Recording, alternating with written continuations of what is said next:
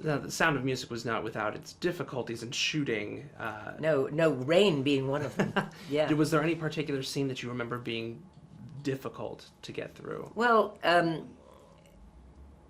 yeah, I mean, the opening scene alone, we sat waiting for the sun to come out with huge dark clouds around.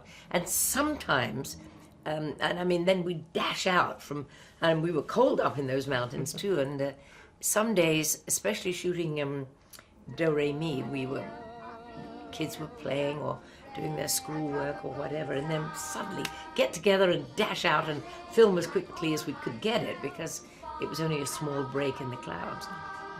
And we did run 3 weeks longer than planned, which in Hollywood and the cost and expense is enormous. But I think they felt they had something valuable, and there wasn't much. Once we started shooting, they had to get it. I've always wondered how many times you had to shoot the falling out of the boat scene, because it seems like if you get that wrong once, you have to dry yourselves off and get all prepared again. Actually, if I'm not mistaken, we only did it the once, although it was talked through.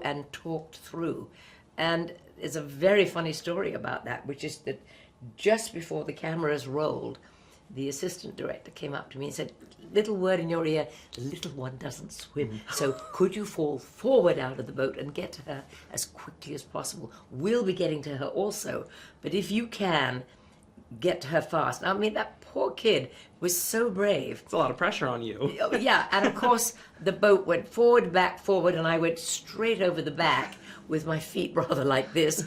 I've never done the breaststroke or the crawl as fast in my life. And that sweet girl went under about 3 times, but came up spluttering and was none the worse for it, but brave.